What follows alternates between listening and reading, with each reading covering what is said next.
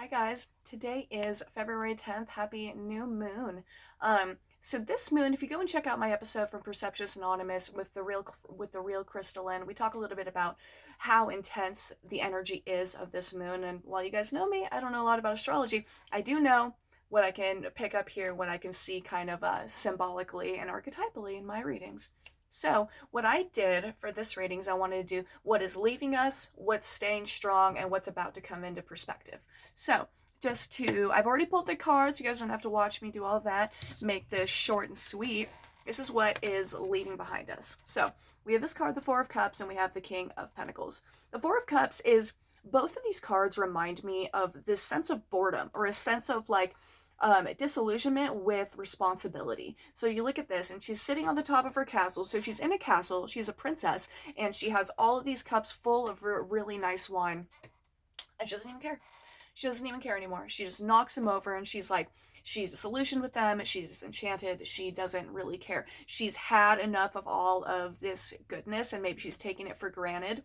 This to me represents responsibility, and it represents like look at the look on his face. He like looks at this big pentacle that he has. He has riches. He has authority. He has dominion, and he's disillusioned with it as well. He has.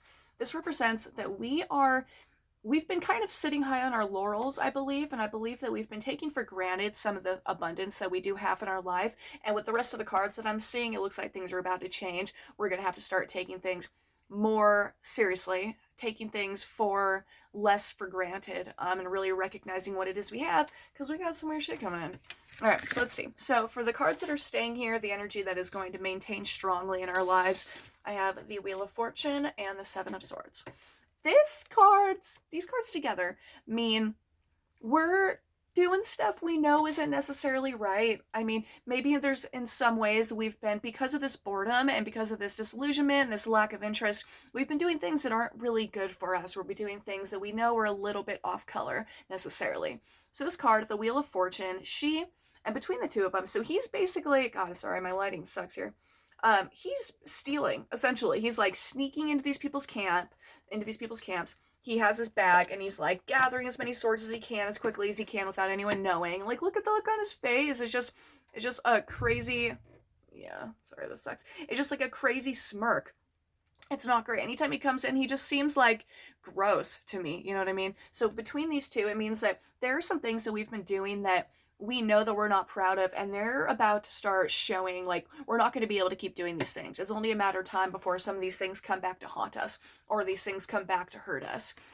So the Wheel of Fortune, typically it's a good card. It literally means like Wheel of Fortune. So maybe there's actually other people in our lives that have been hurting us and harming us and doing things that don't serve us or are in our best interest, and nothing's about to change. Whatever it is we're in this state of transition, and we're having to recognize what it is that is leaving our lives and what we want to bring back into our lives. With what's coming forward, what's coming into the arena here, we have the Magician and we have the Four of Swords. So once again, we have swords. Swords are representative of air, and the representative of like mentality and philosophy and intellectual behavior, intellectual predispositions. So this card is always kind of confusing to me too. Like, these particular swords are not my favorite. They're just a little bit weird. They're a little enigmatic, I guess. So for the Four of Swords, if you look at her, she has just really a particular look on her face where she looks like she's half shadowed. So she's half in hiding, but not completely in hiding. She's obviously well off to do, and she has one sword in her hand, and she's holding these lilacs or these lavenders, which represent like femininity, feminine knowledge, and intuition as well. But she has one sword in her hand, so if anyone were to come around the corner, she has a sword. She's ready to protect herself. And then even more so, she has all these other swords that are sitting elsewhere that she's like, yeah, all right, you can come at me. She's like, I may look like, if I walk around the corner, it may look like I'm moderately protected, but I'm actually protected 3 times as much as these people are seeing. So if we were to be in danger, particularly from this situation, we have the resources, and maybe it's because we stole the swords. All right. All right, guys, we gotta be good people, okay? I'm not sure what the correlation between the two is, but so the Magician card. So this is the card of recognizing that our actions and our emotions have an impact on the world around us. This is the very beginning of, or this the second to the first beginning of the card of the entire tarot series. You have the Fool comes in, he's like born, or he shows up in a situation, he knows absolutely nothing about it, and everything he's doing, he's having to learn what that means, what it means, what it does, and how it works. So with this is the next part where he's started to learn that, oh my gosh, if I pick up a sword and I freaking poke something with it, like it's going to cut it. Oh my gosh, if I poke myself, it's going to cut me as well. So that's what these are. So we're kind of recognizing here, he has dominion over all of the elements of the tarot and all of the elements of the world: fire, water, earth, and air. So we are being asked to look at how the world is reacting to the actions that we are giving, or the actions that we are acting. We have control over our lives, and I think that we're going to need to be recognizing what those actions are and how we do have this level of protection around ourselves. We need to be kind of quiet about this, though. I mean, we need to be. Maybe that's what the sneaking around is. We're sneaking around, and we're having to really pick up our ability for battle. Like, what resources do we have? What skills do we have? And how can we use this to kind of protect ourselves? And how can we use all these skills and all these benefits in our life to not take them for granted, and to recognize how we can control our life with them, how we can manifest, co-create this world that we want. That's a lot of what this energetically is a lot of what we are going through in this new moon. It has to do with manifestation, truly. Like, we are being, I don't know all the details of it, but energetically, if you guys were able to look at it, it feels so heavy and so stark, and it's ready. It's like, all right, you better make some decisions, and we better pick a direction, because now's go time. Like 2021, you guys, this is go time. Is essentially, we are being asked to start moving forward, and what that looks like and how we're going to get there. Okay.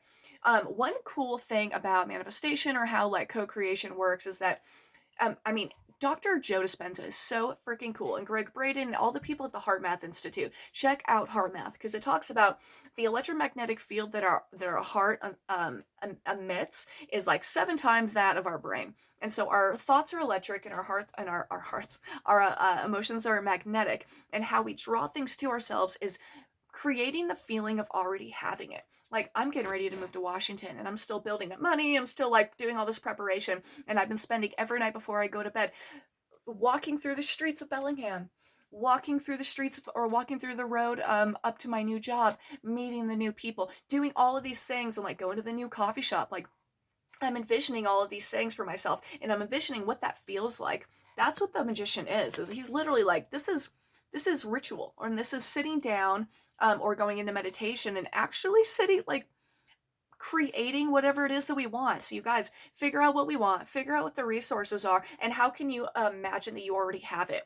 Find a gratefulness and find an appreciation in our hearts and in our full existence, so that we can recognize, what we don't need to be bored anymore. We don't need, like, we have a lot of responsibility, but this responsibility is giving us what we're about to be able to create. What do we want to create, you guys?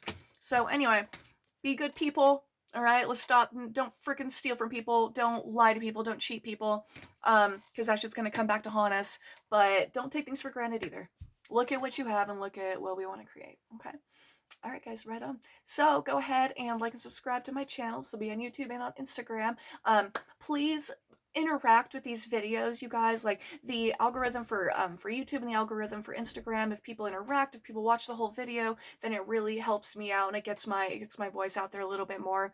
If anything resonates with you guys, let me know. I really enjoy doing these things for you guys, and I'm just here to help, and I hope it's funny. All right, thanks, guys. Happy New Moon.